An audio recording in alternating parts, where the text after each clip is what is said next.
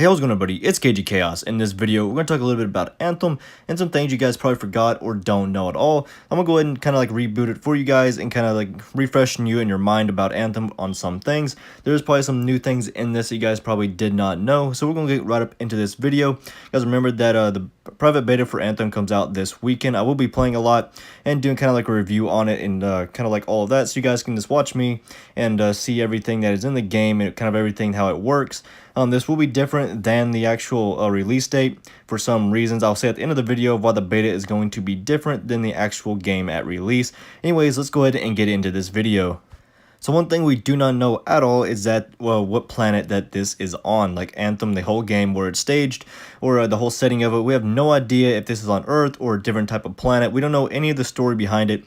BioWare has been completely silent on exactly where we are, if we're on Earth, if we're on a different planet, something like that. We have no idea. They haven't shared anything about that, so hopefully they kind of shed some light on that during the story, which I kind of pretty sure that they will, because it kind of makes no sense they don't tell you where you're at if it's Earth, a more advanced Earth, or if you're on a different planet, maybe Earth died or something like that. We don't exactly know exactly what planet that we are on in this game. The only thing that we really know about it is that Anthem is set on a planet that is littered with futuristic technology that was built by the Shapers. They pretty much wanted to use this technology to kind of control everything. It had unfathomably powerful energy called the Anthem of Creation. So they pretty much wanted to have all this power so they could pretty much do anything that they wanted to do.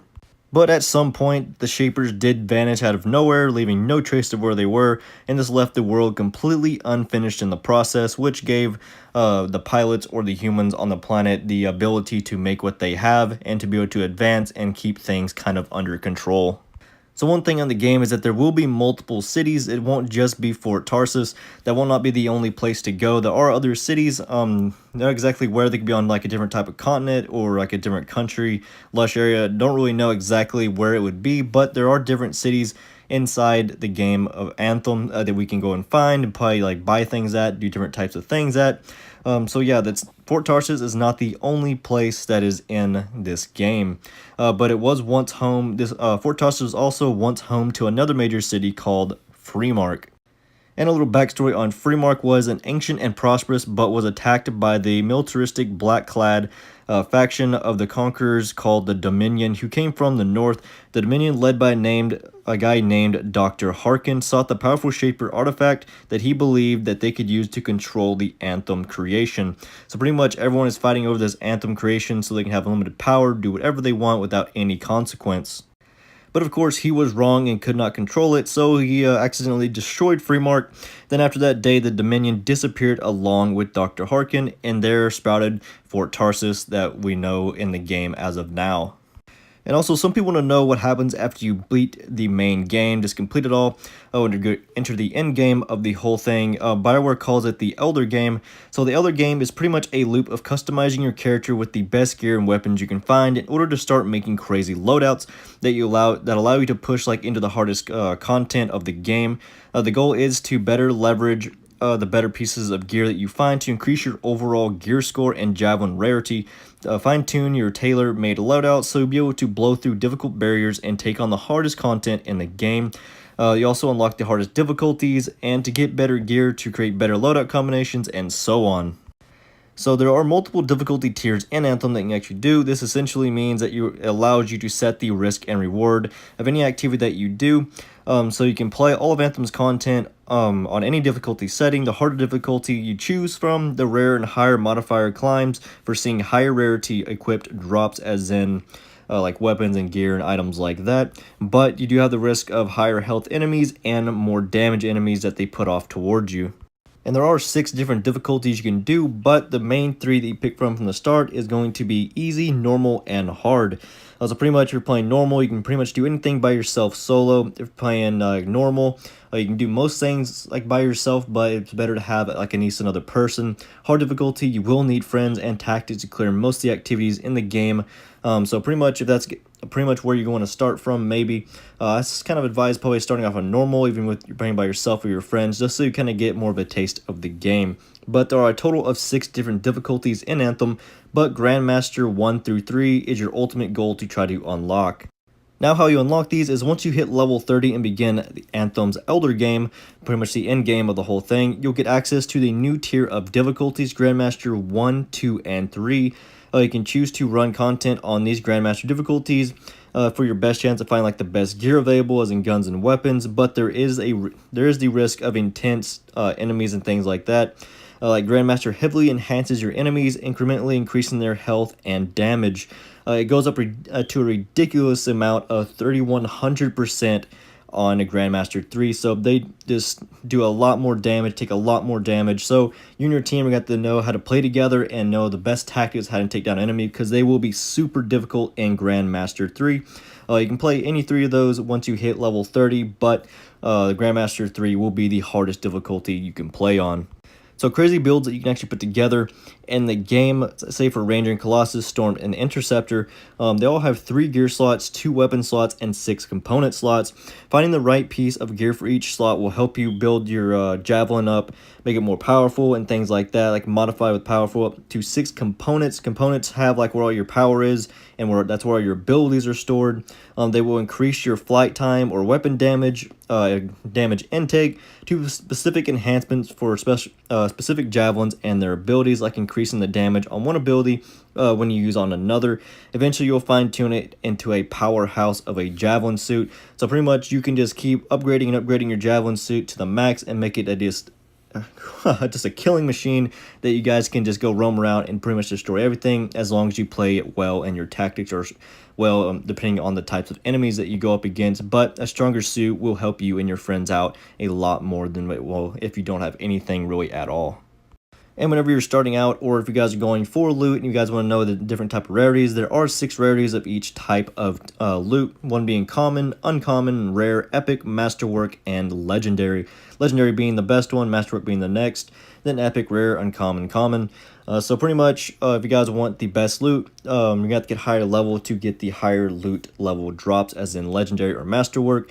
And also you can have full armor or full weapon attachments, everything. You can have the legendary attached to it, like Destiny, where you can only have one I think it was legendary item attached for each type of thing, like armor and weapon. But in this game you can have everything stacked with legendary items.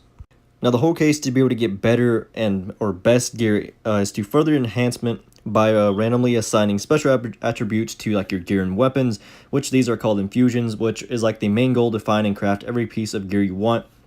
Whenever you infuse it, you want to have it in order to get the best version of your loadout possible. So whenever you infuse it, you get like better different attributes for it. You can get better types of abilities and things like that.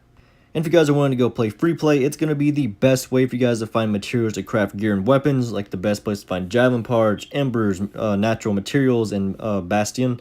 You name it, you can find it, pretty much everything in free play. Whatever you guys want to go and try to look for it, all you gotta do is go venture around and free play with your friends or by yourself to be able to find the materials for you to go ahead and craft. If you're just looking for experience, like taking on missions and legendary contracts is the best way to do that to increase your pilot level. And if you guys are trying to go find like some of the best top rarity gear, it's best to go do dungeons, which is kind of like the equivalent to the strikes and stuff that's in the Destiny games.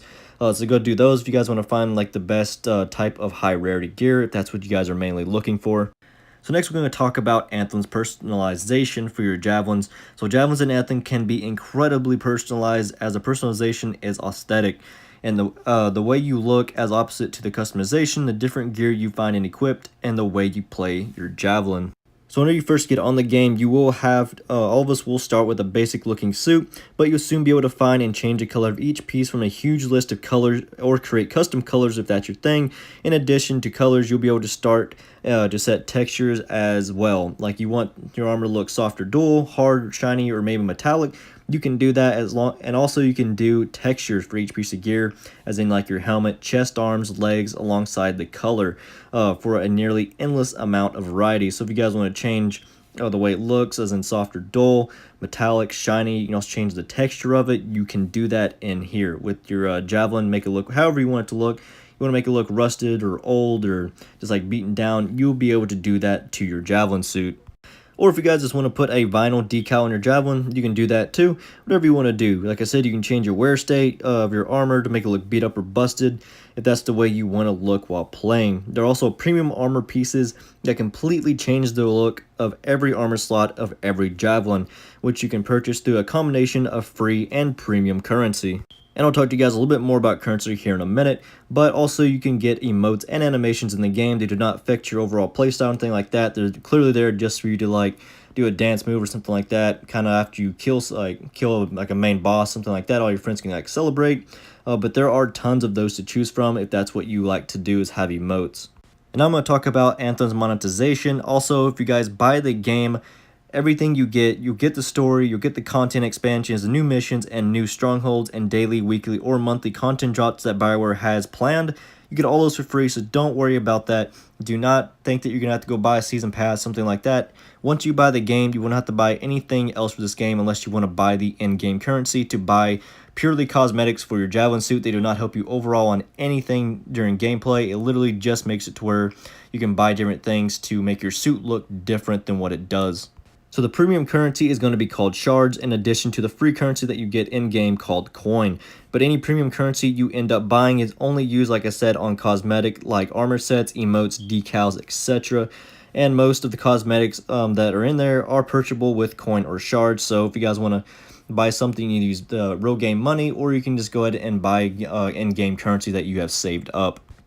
The only thing that isn't strictly cosmetic BioWare mentioned that might cost you real money in the future are new javelin suits. They said if they ever make those and put them in the game, that might cost actual money for you guys to buy. So it's pretty much just like a cosmetic and you guys are just buying a new suit, you will have to probably use real money on that. They probably won't put you, they said that they might not make it to where you can just use in-game currency and make it where you have to buy it with real money. That's just if you want to. It's really just how you want to look when you're playing the game. It literally doesn't give you anything, or it doesn't require you to have it to be able to experience new content. It's just there if you guys want to have it and have a new suit and look cool and fresh, and just show all the random people you run into that, hey, I bought this suit, I look cool, and you don't have it, so you don't. It's kind of like that preference point of view for them. Next, we're going to go ahead and talk about the alliance system. So the alliance system is a way of helping other players and allowing other players to help you without ever having to do anything. So if you play any content with other players, or you have like Anthem players on your friends list, all those people will automatically be added to your alliance. At the end of a mission, you'll tally up your personal experience and rewards, but also you'll see a tally for alliance experience. This experience builds over time and is awarded to other players in your alliance. The idea being so that whenever you play more, the more alliance experience you get, the more you'll give to other players, and vice versa come back towards you as well. The more alliance experience other players can give to you. At the end of the week, all the alliance experience you've accumulated from you and other players is converted to coin that you can actually use in game. So every week, whether you care about playing with others or not, you'll be able to like help each other earn money in a sense without ever having to just like send a friend request or message other players, have them, hey, come join my alliance. As long as they're on your friend list and they play the game, they are added to your alliance, and you help each other make money like the whole week. Whenever you're just playing the game, at the end of the week, it will tally up all of your alliance points and turn that into in-game coins, so you guys can go and buy whatever you want if you do have enough by then. But again, before I stop talking about it, that there are in-game currency called coins, and then there is the premium currency called shards that you buy with real money, but it's purely just for cosmetics. It's nothing to give you upper hand at all in this game. It's just purely to make your javelin suit look different than others, or just to buy a certain thing that you don't want to go out there and like keep building up your coin and taking a lot of time. Whenever you can just buy it instantly. But again, it's only for cosmetics only, as in like decals, emotes, and things like that. Also in Anthem, your javelin's abilities are tied to the gear you wear, and those abilities come with elemental damage and effects such as fire, ice, lightning, acid, you name it. But there are two different types of classifications for these abilities when it comes to performing combos, called primers and detonators. Primer abilities have like the little flame icon and stack element effects on an enemy. Depending on how strong the gear is determines how much of the elemental effect is stacked on each hit. When you hit an enemy enough to fully stack it, the enemy becomes primed. So if you're hitting something with like say something like ice shards, the enemy will come frozen and is primed and ready to be detonated for a combo. To detonate a prime target, you have to use a detonator ability or a melee strike. You can tell an ability is a detonator by the little explosion icon on it, which is important to know what each of your abilities are, because if you're playing solo and you only bring detonators, you're not going to be able to do any great get done any great combos. Combos are good because they do a lot of damage to enemies. Such as the Ranger's combo is Impact, which deals high damage. The Classic does Explosive, which deals a lot of damage to enemies and a wide area around it. The Storm's combo is called Change, which does a combo target and causes the status that is active on the target to chain a small number of other targets nearby, so kind of like a lightning effect. The Interceptor's combo is called the Aurora, which deals damage to the combo target and then adds a status Aurora to the Interceptor that matches the status on the target. And so pretty much that is all that what theirs do for their combos. They do have different type of combos that do different things. More does explosive damage, lightning damage. One does more impact damage, you name it. So I said at the beginning of the video, I'd tell you guys how the beta is going to be different from the actual game release. So when you restart the beta, you will start in like the middle of the game. There's going to be no tutorials. There's going to be no pilot picker. The balance is going to be super different. The economy is going to be completely different. And it's going to have 6 weeks less of bug fixes. So pretty much that's everything that's going to be in the beta that's just going to be different from the launch when their game comes out. Of course, at the launch, you'll be able to start at the very beginning, but they kind of just wanted to do this so you're playing the version of the game specifically designed to pick our interest and to be like kind of like out there. So you're kind of like right in the middle of the game. You already have certain things, so you can just be like, hey, this is really cool. I can't wait until I play the actual game and be able to unlock some of this stuff for myself and to be able to just build up my actual Javelin suit. Anyways, guys, that's pretty much it for this video. If you guys enjoyed it, please hit that like button. And if you're new, please hit that subscribe button. It really helps me a lot. Thank you so much in advance if you do. Also, leave down in the comment section down below what's your favorite thing about Anthem that you've heard since it was actually released, that it was coming out a few years ago. Thank you so much for watching. I'm going to be dropping a lot more news and actual details on the game when it comes out, when it does. Anyways, guys, thank you so much for watching, and I will see you guys in my next video.